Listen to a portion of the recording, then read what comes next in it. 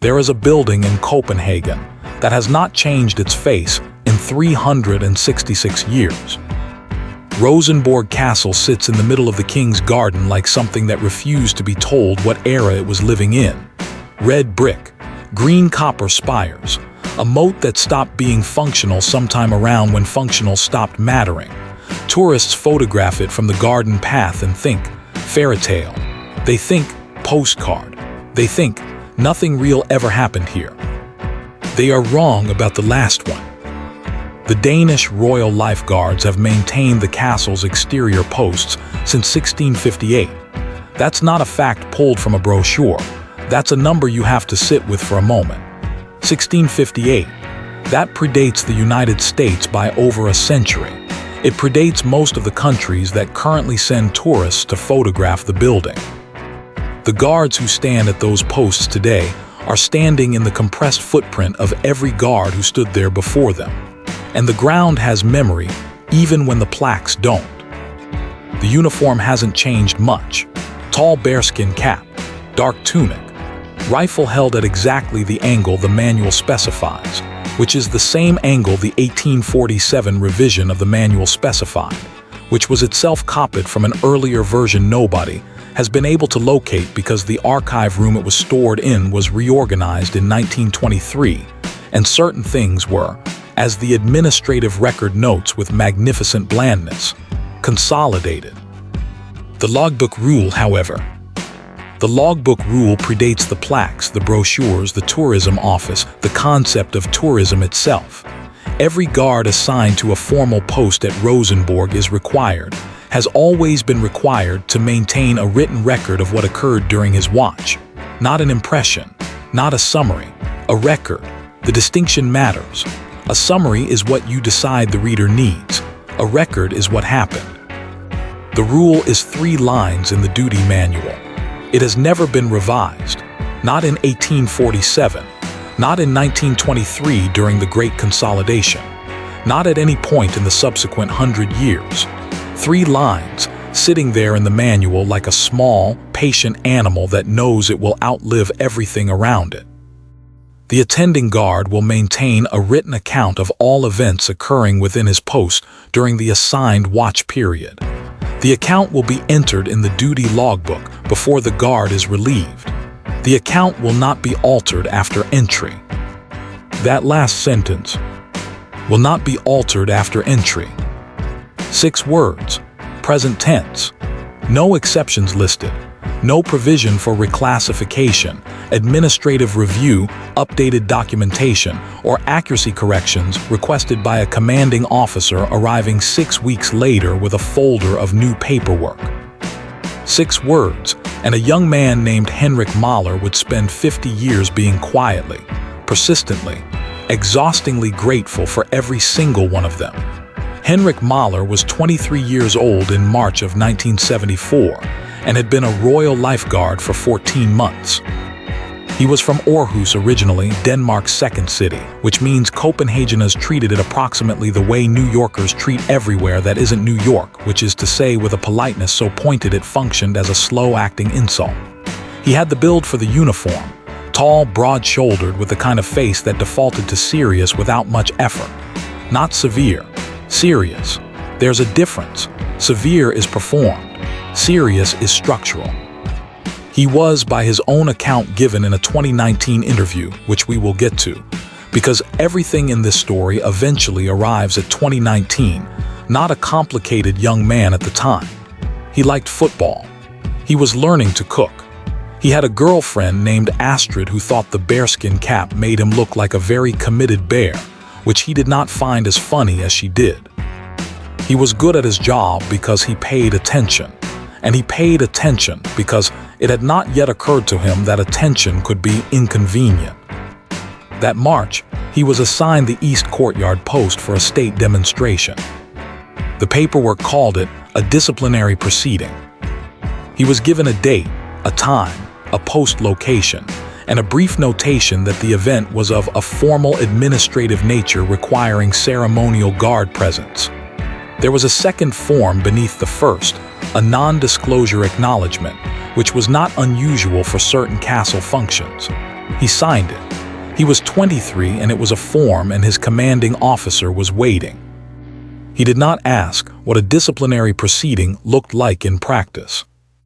This was not incuriosity. This was training. A guard's job is not to interrogate the nature of the event. A guard's job is to be present for it, completely, without distraction. The logbook comes after. The questions, if you have them, come after that. He took his post at 700. The courtyard was empty. The castle's east face caught the morning light at that hour in a specific way, pale and flat, the brick color washed out, the shadows still long and blue from the night. He had stood that post before. He knew the way the light moved across it in the first hour. He knew the sound the gate made. He knew, from the particular quality of silence in that courtyard, when something was about to enter it. At 7:42, something entered it. A man was walked into the east courtyard of Rosenborg Castle at 7:42 on a Tuesday morning in March of 1974. The man's hands were bound in front of him with a standard restraint cord. He was accompanied by two officials in civilian dress and one uniformed officer whose rank Henrik noted but whose name he did not know. The man being walked, Henrik would later describe him as middle-aged, slight, wearing a brown coat that was too thin for the weather, was not struggling. He was walking. That was the detail Henrik kept returning to, across the decades, in every conversation where he was asked about it. He was just walking. Not escorted in the theatrical sense, not dragged, walking. The way you walk when you have made some internal accounting with what is about to happen and have decided that dignity is the only remaining variable you control. Henrik recognized that walk without having a name for it at 23. He had a name for it later. He stood at attention. The four figures moved to the center of the courtyard. There was a wooden structure that Henrik had not seen before and has not been able to confirm in any surviving photograph. A low platform, roughly assembled, approximately 1 meter in height.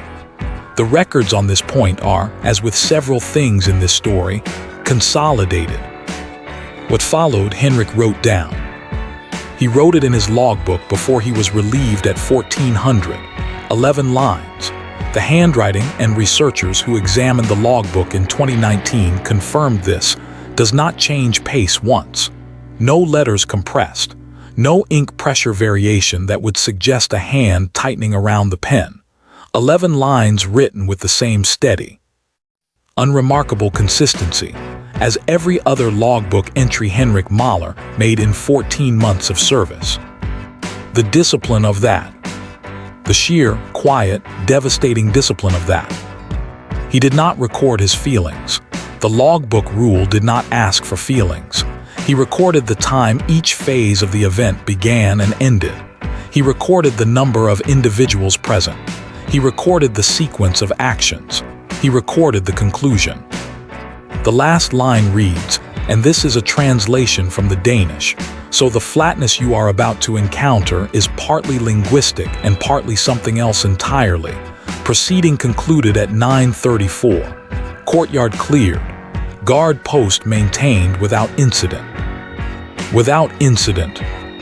He was 23 years old, and he had just watched a man be executed in a castle courtyard in the middle of a European capital city in 1974, and he described it, in accordance with his duty, as without incident.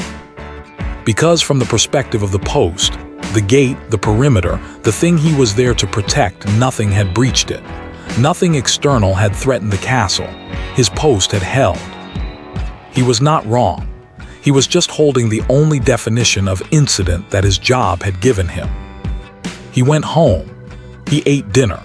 He did not tell Astrid what he had seen, not because he was concealing it, but because he did not have a vocabulary for it, yet that wasn't just the logbook entry read aloud, and that felt like the wrong thing to say over dinner. He slept badly for 6 weeks. The folder arrived in early May. Henrik was not on duty when his commanding officer, a man named Captain Vestergaard, detail-oriented in the specific way that makes paperwork enthusiasts dangerous, arrived at the barracks with it. He was called in the following morning. He dressed in his uniform because it was that kind of summons.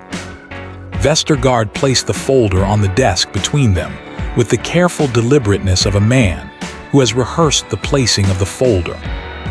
Inside the folder, 3 documents. The first was a revised administrative classification for the March event. The original designation, disciplinary proceeding, had been replaced. The new designation was ceremonial demonstration, historical methods of state authority. Read that again. Ceremonial demonstration, historical methods of state authority. The second document was a brief formal letter from an administrative office Henrik did not recognize, noting that the March event had been reviewed and recategorized in the interest of accurate historical record-keeping. The phrase accurate historical record-keeping appeared twice in a letter that was 4 sentences long. The letter did not specify what had been inaccurate about the previous record. It did not explain what methodology the review had employed.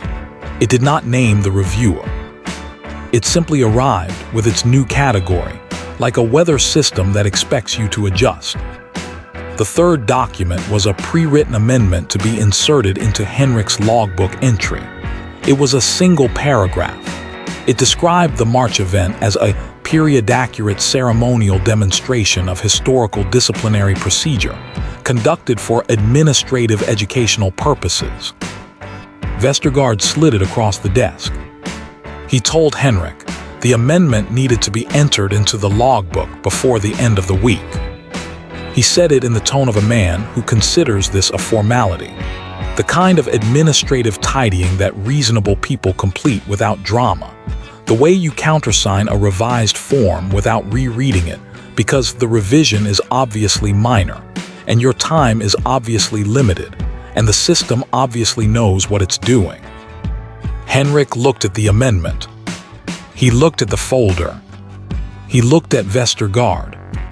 Then he said 4 words, "Entry is accurate." That was it. That was all of it. Not "I won't do it." Not "this is wrong." Not a speech. Not a confrontation staged for the version of this story that gets turned into a film someday, though someone will try. 4 words that were not even a refusal in their grammatical form. They were a statement of existing fact. The entry is accurate, present tense, indicative mood.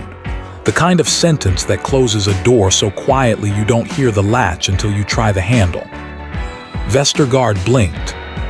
He explained, with the patience of a man who had expected friction and prepared for it, that the reclassification was official, that the new documentation superseded the original designation, that this was not a matter of Henrik's personal characterization of events, but of proper administrative alignment between the logbook and the current official record. Henrik returned to attention, heels together, eyes forward, the position that means I am a post. Posts do not negotiate. Vestergaard left. He came back 3 days later with a second version of the amendment, which was slightly longer and used different language, but arrived at the same destination. He also brought a second officer this time, which was presumably meant to convey institutional weight. Henrik said 4 words. The same 4. He did not vary them. He did not add to them. The same 4 words in the same order with the same flat, polite, immovable certainty. The entry is accurate. The second officer left without speaking. Vestergaard gathered his folder with the specific kind of deliberateness that means a person is deciding what to do next and would very much prefer you not notice. Over the following 4 months, there were 2 more visits. One was from Vestergaard alone, who tried a different approach, framing the amendment as a protection for Henrik, a way of ensuring his own record wasn't entangled with a sensitive administrative matter. The other was from someone Henrik never got a name for, in civilian dress, who arrived without an appointment and left after 11 minutes. After that, nothing. No disciplinary action, no formal order, no direct command put in writing. And this is the part that matters, the part that explains the nothing, because putting the order in writing would have created a record of the order. And the whole project of these visits was the elimination of records. You cannot formally order someone to alter a logbook entry without creating documentation of having issued that order. And documentation was exactly what everyone in that folder was trying to make disappear. So they stopped coming, and the logbook sat in the archive room.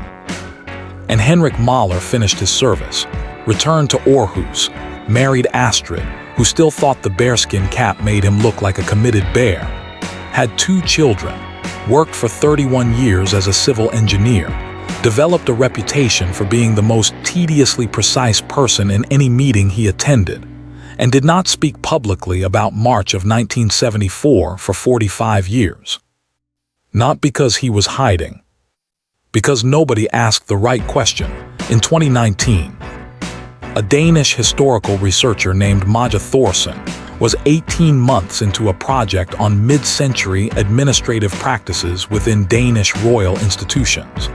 She was specifically interested in what she called the gap between ceremonial record and operational reality, the distance between what institutions wrote down and what they did. She had requested access to Rosenborg Castle's duty logbooks as part of a broader archival survey. The request was routine. The access was granted with the mild bureaucratic friction that greets all archival requests: a wait, some forms, a morning in a basement room with white gloves and a box of binders. She almost missed it. The logbooks from 1974 were filed with a revised index. The 1923-style reorganization had apparently been revisited at some point, and certain volumes had been reshelved under new category designations. The binder containing Henrik's entry was labeled, with impeccable administrative irony, Routine Ceremonial Records, 1973-1975. Routine. She was on the 4th logbook of the morning, moving efficiently, when she hit March of 1974 and stopped. 11 lines. The handwriting was steady, the detail was specific, the dates and times were cross-referenceable, and at the back of the same binder, filed, apparently, by someone who either lacked the authority or the inclination to destroy them, were the 4 amendment documents, all 4 versions, in order, each one unsigned by the guard they'd been brought to.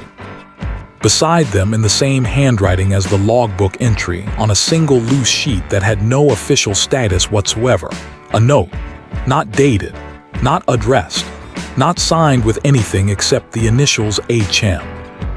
It read in full: "These were brought to me. I was asked to add them. I did not add them. The entry above is what I saw. I was there." Maja Thorsen sat in the basement archive room of Rosenborg Castle for a long time after that. She found Henrik Mahler through his service records, which were public. He was 68 years old and living in Aarhus. She wrote him a letter, actual paper, because it felt right, explaining who she was and what she had found, and whether he would be willing to speak with her. He called her 3 days after the letter arrived. The conversation, she later wrote, lasted 4 hours. He told her everything, not because he had been waiting dramatically to tell someone, not because it had been a burden he'd carried in silence. He was careful to say that more than once. He had lived a full life. He had not been haunted in the cinematic sense.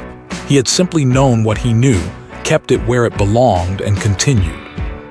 But he had never, in 45 years, thrown away his personal copy of the logbook entry.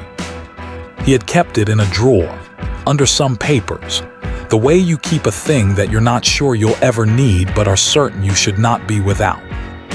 When Maja asked him why he hadn't added the amendment, why, specifically in 1974, he had said what he said and done what he did, he was quiet for a moment.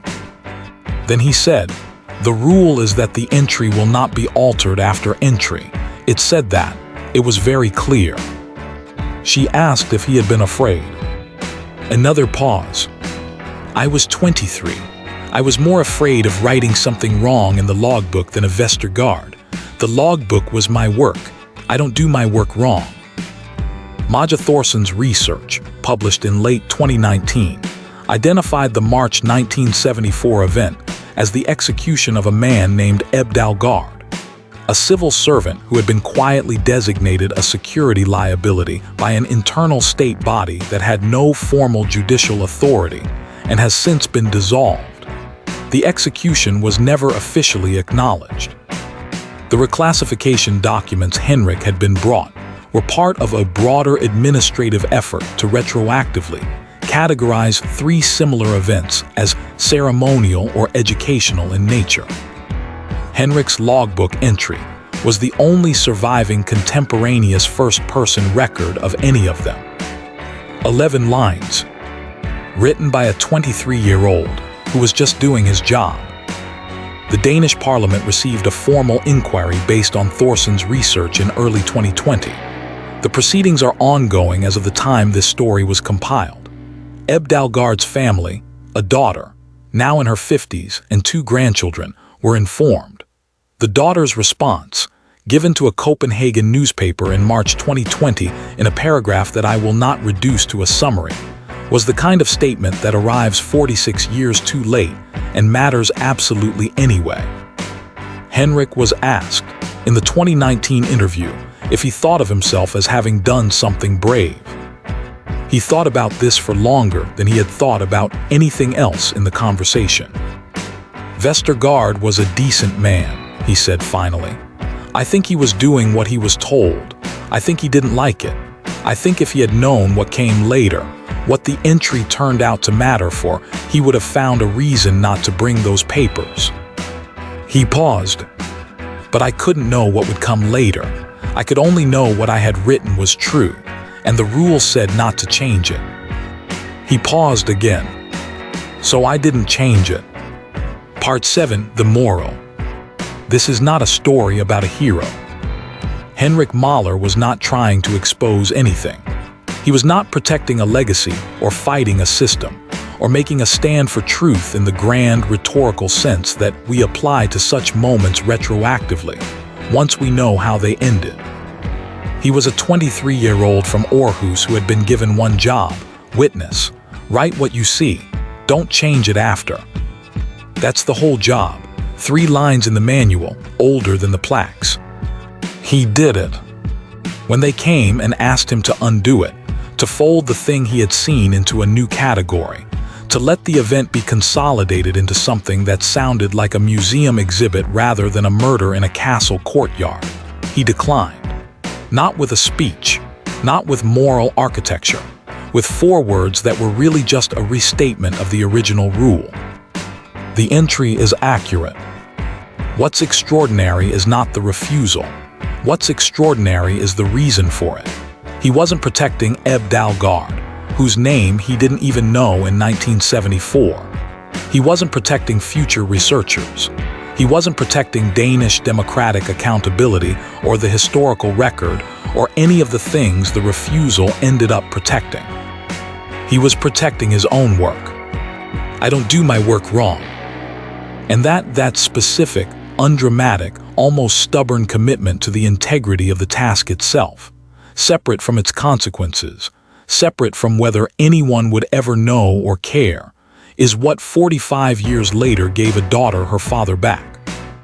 Not a complete account, not justice exactly in the full sense, but a record, an 11-line steady handwriting unsigned amendment record that said, "This happened. I was there. I saw it.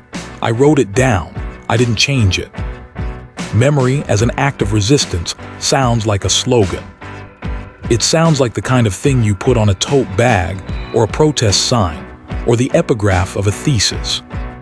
But sometimes it looks like a 23-year-old standing at attention in an archive room holding a pen over a logbook, while a captain with a folder waits for him to write something untrue, and putting the pen down, and saying the entry is accurate, and going home, and keeping a copy in a drawer under some papers for 45 years, just in case.